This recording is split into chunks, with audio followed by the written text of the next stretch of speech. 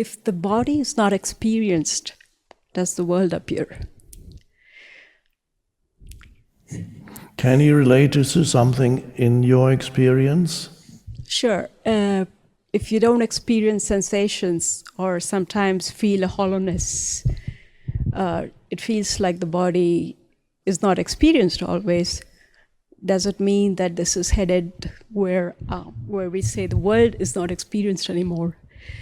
And I want to know your particular experience right now of the world. In other words, how do you feel sense perceptions, and what's the state of your consciousness?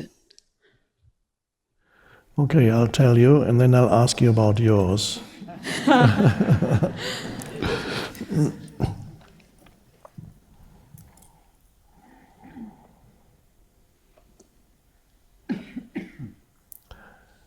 It's hard to find the words to explain it.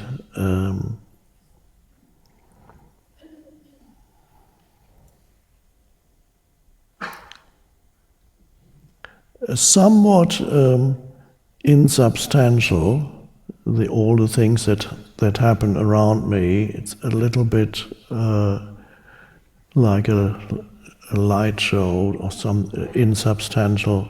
I know that everything is continued in the process of disappearing and appearing and disappearing. So the world doesn't have that heaviness for me that it has otherwise in a normal identified consciousness. A little bit like a dream, and there's something that is untouched by it. That's the timeless consciousness, and from there I experience the flux of becoming, of being born, dying, forms appearing, disappearing. It's quite pleasant. There were two philosophers in ancient Greece who had contradictory philosophies. Heraclitus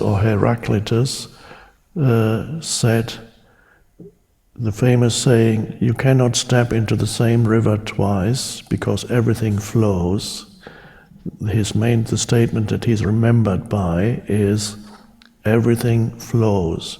In ancient Greek, panta prei means everything flows.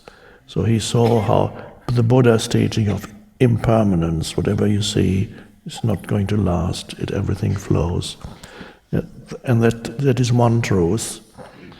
And then the next philosopher came, Parmenides, who said, nothing ever changes. They didn't like each other. Nothing ever changes. The reality is unchangeable, the reality. So they were both right. Parmenides was referring to the timeless realization of consciousness, and nothing changes there.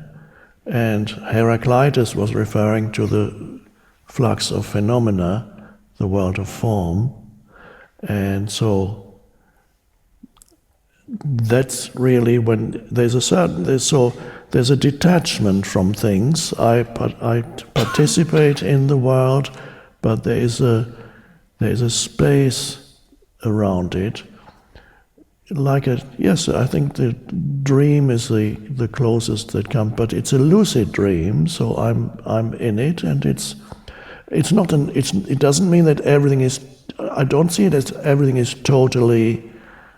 Is totally illusory. There is something in the dream that is of the essence, and it is important that these dream figures that are sitting here should awaken out of the dream by realizing who they are beyond form. So that's important. So I value the world in that sense. It's very hard to talk about, but one becomes so used to one's state of consciousness. I certainly don't think about it. So it's very hard to verbalize. What is your relationship with the world?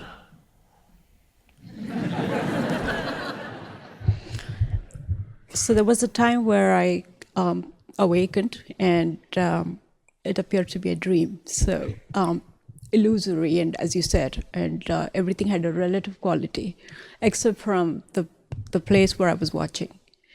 So over the course of time, there were many events that brought me back to the egoic consciousness and back out of it as well, and I feel like I'm witnessing right now. And sometimes the body not disappears completely, but is not felt and appears again. And I believe that this means that the world is probably on its way out then. So what does it mean? That means I want to know in terms of sense perceptions how it would appear, and also whether that means I would experience everything as consciousness and probably no body. So yes, but don't go into too much mental abstraction. Just stay with your immediate experience. And I know that in the unawakened consciousness, the world has an enormous heaviness and an enormous seriousness to it. Everything is so serious and matters. Every tiny situation draws you in, and it becomes so serious, and you don't realize how insignificant most situations actually are. This is why I sometimes say, go to cemeteries and look at the gravestones. I love that. You look at the gravestones and you see the date of birth and the date of death, and between there is a dash 2 inches long on a big gravestone several inches long, and that was the life that was lived. All the anxieties and problems and suffering and things were so terrible, the drama and so heavy and so important. What's left now? The dash between the date of birth and the date of death. And that, if you contemplate that detaches you, then the world, that can bring about awareness. It's really a contemplating impermanence. As you know, in some Buddhist traditions, the monks go to the morgue where the dead bodies are kept to meditate. And that is in order to contemplate, without flinching, to contemplate the fact of impermanence of all forms. And what better place to contemplate the impermanence of all forms than be surrounded by dead bodies? Now, that would be in a normal state of consciousness very scary. You wouldn't want to do that. But it can be a very powerful thing. In Western civilization, death is still, although it's a little bit changing, death is such a fundamental, primordial fact of life, is the short-lived nature of the form, is even now, not as much as before, but even now, death is still a kind of taboo in Western civilization. So it's hard to see a dead body. If you wanted to see a dead body, unless it's a close relative or family member, it's almost impossible. It's illegal. You can't say, I'd like to see a dead body. No, you can't see a dead body. You have to travel to India if you want to see dead bodies, because it's not a taboo there. And it can be very shocking to see that a body is a few hours after death, the body is being taken to the fire and burned. That teaches you more about the reality of the fact of impermanence than any scripture. So the world loses its heaviness and its absolute seriousness. The way I put it, things may still matter, they make a difference. You'd say it matters whether your body is healthy or not, or whether you live in a tent and are cold, or live in a nice place that is warm. It is relatively, things are still relatively important in this world. I wouldn't say nothing is, some teachers do that. It's relatively important, but not absolutely important. You have to know the absolute, what is absolutely important, and that is knowing who you are. And then anything in the world of relativity, anything that you experience, you can actually still enjoy sensory experiences. You can enjoy. I know there are certain teachers and in certain traditions that they despise the world. These traditions exist both in India, and they also have existed for many centuries in the West, in Christianity, of despising the world and denying the world completely. This is, I believe, not helpful, because you're doing something before it. There's never a despising of the world. There's an appreciation of the world, but without mistaking it for what it is not, fully realizing the impermanence of it, and yet enjoying that also. You don't need it, but you enjoy it. We can talk about this for a long time, but the important thing is your state of consciousness, how you relate to everyday situations. It always comes back down to how conscious are you in everyday life?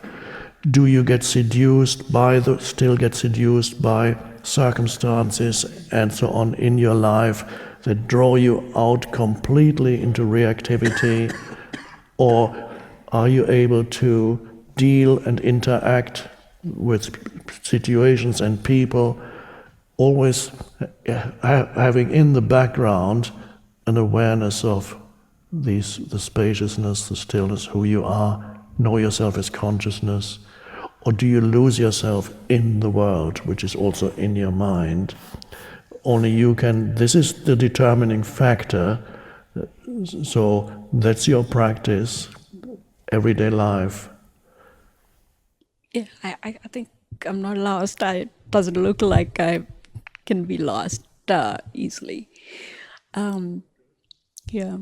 I just have a couple of questions. Do you experience your body visually? I mean, do you see it?